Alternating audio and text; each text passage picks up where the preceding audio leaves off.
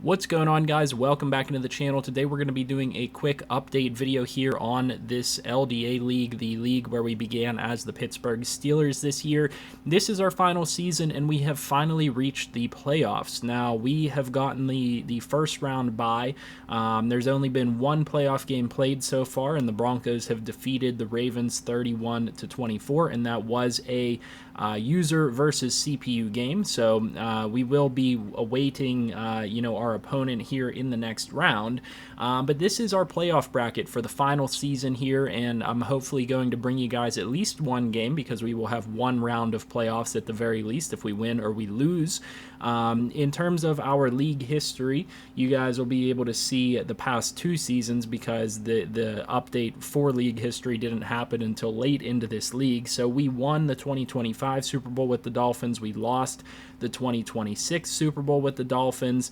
De'Ara King was the MVP in both seasons, but that's not counting the Super Bowls that we won over with the Pittsburgh Steelers as well. So we've had a really nice run in this league, and like I said, we may be looking to continue this for Madden 22. Now, just to give you guys an update, it's looking like the RDFL 32-man user league is going to be a large part of my channel this coming Madden season. I don't know to what extent the games will be on my channel. We're going to be trying to do highlights and things like that, but we'll see how that all turns out. I will be doing regular update videos and whatnot throughout the league to keep you guys updated and whatnot, because we're putting a lot of effort into making the RDFL really strong. And so from that perspective, this league might fall by the wayside a little bit. We'll see what happens in terms of interest to keep this going or anything like that on the PS5 on next gen.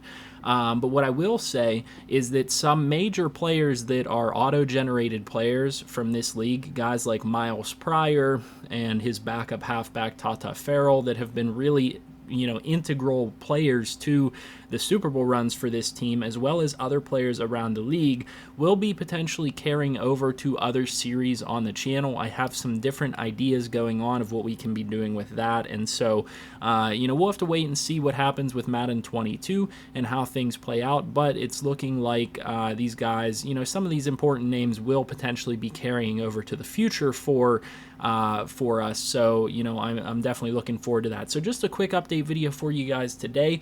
We finished out the season at 13-3 here with the Miami Dolphins this season. Now, I will say that we didn't play every single game, because this league, as Madden dips off at this point in the season, it tends to drop off, and so some people were kind of missing games here and there and whatnot, and I missed a couple games, and that's fine. We dropped to 13-3, but we did come away with the bye week. And we came away with the best record in the AFC, not the best record in the league. The Packers came in at 14-2, and so you guys can see users up here at the top three in a row between the Packers, Dolphins, and Broncos, finishing strong on the season. What I will say, however, is that I think that this is an extremely fitting final playoff bracket, because a lot of the teams that were user-controlled teams throughout this entire franchise are in the playoffs this year. And so the guy that's the Broncos now used to be the Titans. The Titans are in, and they had missed a year of playoffs. The Steelers, since we left them, have been up and down, and they are in the playoffs this year. The guy that is the Rams used to be the Browns, and the Browns are in the playoffs this year. The guy that is the Washington football team used to be the Panthers, and they're in. A user that is no longer in this league because he sold the game is the Vikings, and that team made it into the playoffs, and then the current Washington football team made the playoffs. So I think the only team, and the Packers, of course, are a user as well. I think the only team that has been a user team in this league is the Rams, that did not make the playoffs. So that's the only one. So I think it's a very fitting end to this series if you paid attention to it at all through its life. And I know that this isn't going to, make a lot of sense to everybody on the channel. If you guys haven't gone back and watched that series at all, certainly go back and and do so, because it is interesting, and we did dip off for a while, but we will be trying to finish it out here with hopefully at least one playoff game, and then if there are other games, I will try to put links up for them, because these guys do have channels that they can broadcast the games on. If not, I'll try to download them and bring them over to my channel as well. And now I just want to take a moment to look at some of the career stats of some of the guys that have been around here for this Dolphins squad, so you guys can get an idea of what we've done with them. So D'Eriq King came over to the Dolphins from a trade with the Steelers, basically after we left them, and he did pretty well in his first season here. And I knew about D'Eriq King playing well because whenever we were the Steelers, he got a little bit of time here and there, and I think that he got a rep in a playoff game that actually, I think he fumbled or he threw an interception or he got hit or something like that and caused a turnover, and it ended up losing us a playoff game against the Browns user. But I knew that this guy could ball because we utilized him over there with Pittsburgh, and he was really solid whenever we used him. So I brought him over here with the Dolphins when I was trying to rebuild the team rather, and he was like a 67 overall or something like that, and we turned him into an absolute monster. He had 2 back-to-back MVP seasons. This season, I think he might be on pace to win MVP. No, it looks like he's going to lose out to Monty Hood, who is a very good quarterback this year. But Miles Pryor and D'Eriq King both up here. But Miles Pryor has done fantastic as a player, both as a dual threat quarterback and just as a passer in general. You guys can see that he adds quite a bit of value on the ground as well. Not so much this year. He turned into more of a pure passer, and you can see that with his passing stats, 41 touchdowns to 8 interceptions, which is a really, really good number. So really good performance out of him in the time that we've had him. And then I also want to go ahead and take a look at our elite running back here, Miles Pryor, who has been phenomenal for this team over the time that we've had him. And if you guys did stick around with this franchise, you guys will remember, and you guys might even remember from some of my tips and tricks videos, that I talked about bringing in players off of the practice squad and just testing guys out. And that's because the Dolphins didn't have a running back at the time of us joining this team that was serviceable, and we went through 10 different running backs before we found Miles Pryor. And Miles Pryor, as a 65 overall, burst onto the scene and got himself up to superstar in a single season by having this 1,300 yards, 13 touchdowns that season, and he added 275 receiving yards and 6 touchdowns. And you guys can see that he's been a great dual threat running back, and that this duo has just been absolutely unstoppable for the 4 seasons that we've been here with Miami. And so you can see the rushing stats as well. This year has been his best rushing total by far, 1,400 yards and 25 rushing touchdowns. He's been crazy good. 29 total touchdowns this season, and 536 receiving yards, so his highest receiving total as well on his career.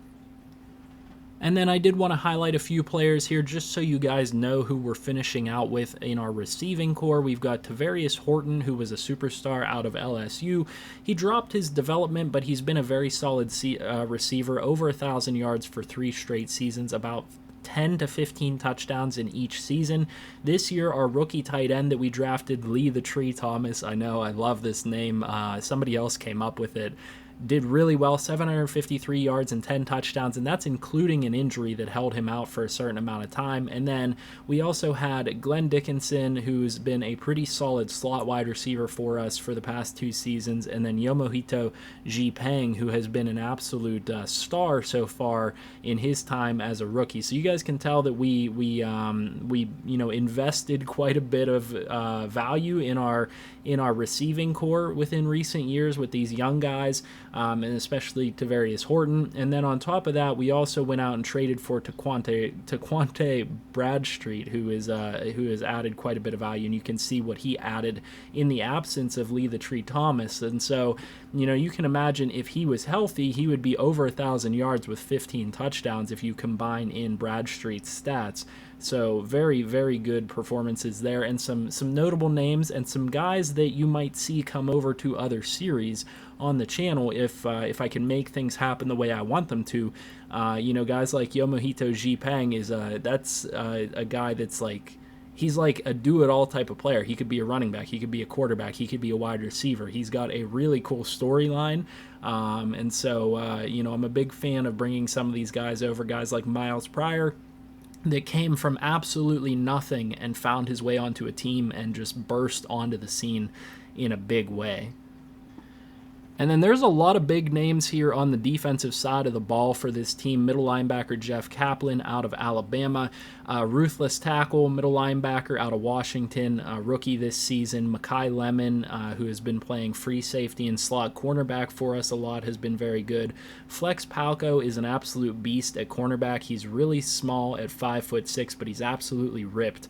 And he plays really well. We have Calico Fremont James, who's been a very, very nice stud for us at strong safety. And then two of my favorite players here in Mawe Ladrove at cornerback, and then Kamani Killjoy at cornerback. So we have a lot of really nice names and some good storylines here. If you guys want me to detail more about any of these players at a certain point, I probably can, especially if I carry them over to other series on the channel. I can certainly give you guys like backstories on these guys. We had a lot of fun these past couple of seasons in this league, and I know that I didn't bring a lot to you guys on the channel, but it's been fun, and I'm really excited to give this a good ending send off here. And then the last thing that I wanted to cover here on the Dolphins is we did actually get Johnny Giovino out of free agency, and you guys might remember him. He was on our Steelers team.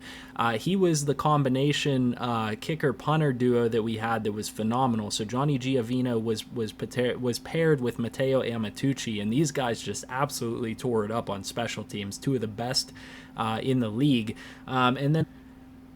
So after we left the Steelers, I took it upon myself to kind of nerf them a bit because they were kind of causing havoc in the league as a CPU team, just absolutely tearing other teams apart.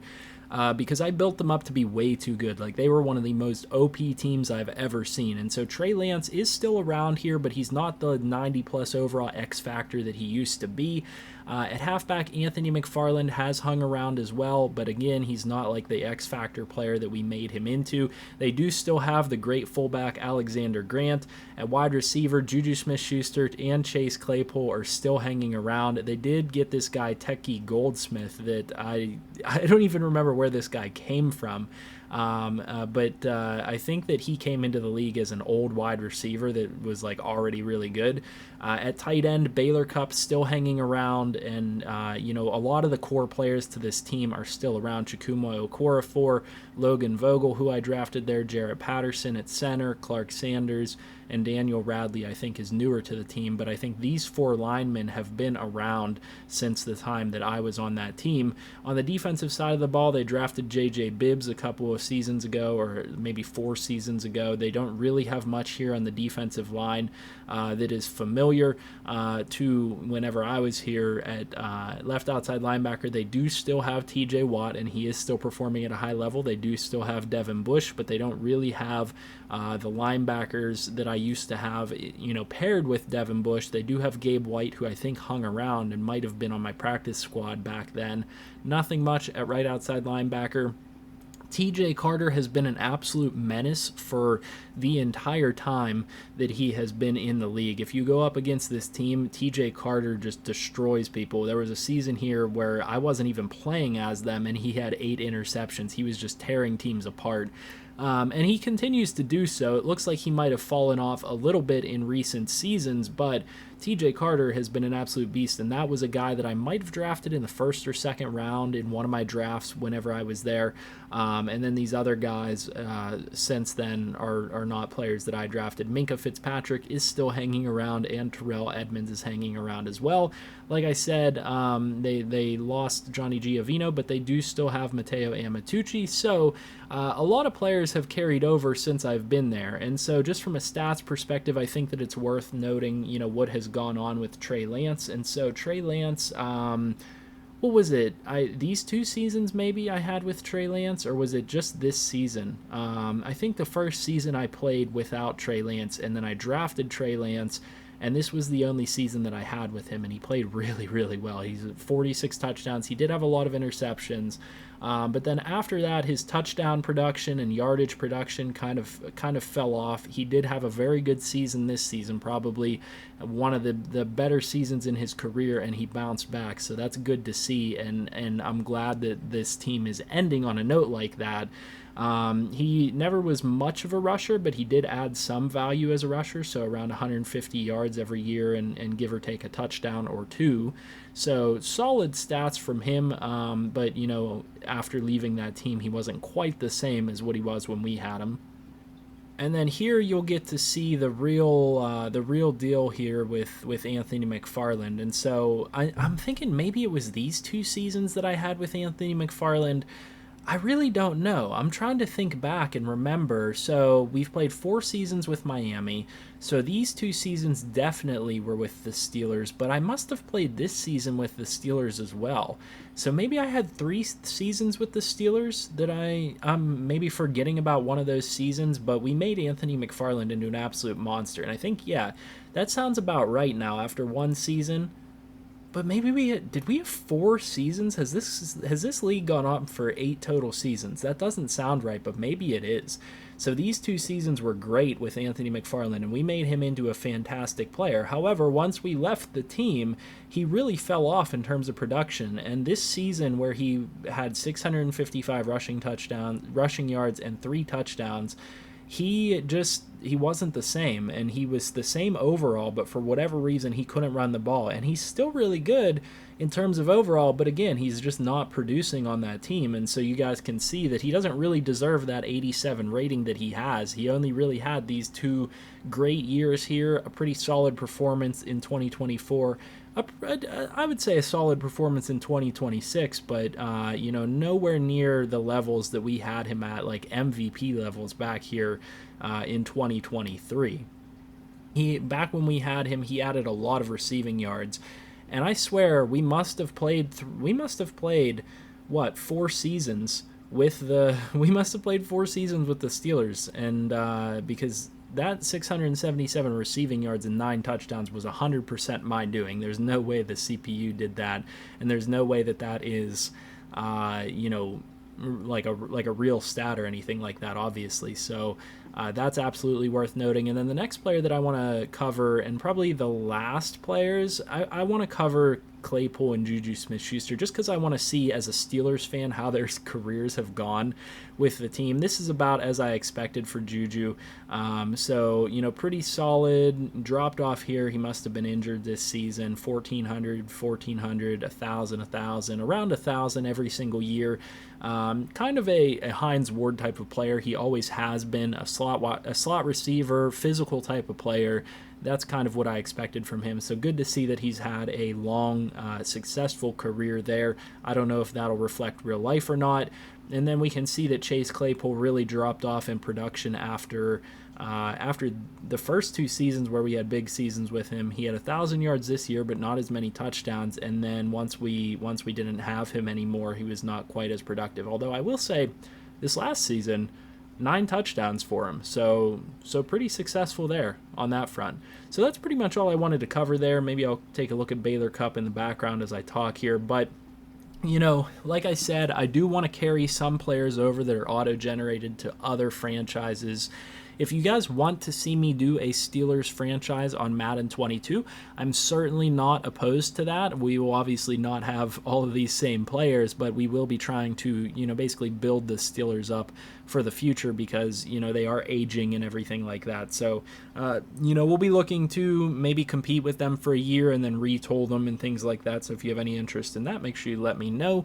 And as always, like I said in my recruitment video for this league, let me know if you do have interest in being a part of this league. If you guys have interest in being a part of the RDFL, make sure that you guys get into that Discord and make sure that you guys put in your applications because we have started the application process. So with all that being said, leave a like on the video, comment down below with anything you'd like to see next, and subscribe to the channel if you're new. See you in the next one.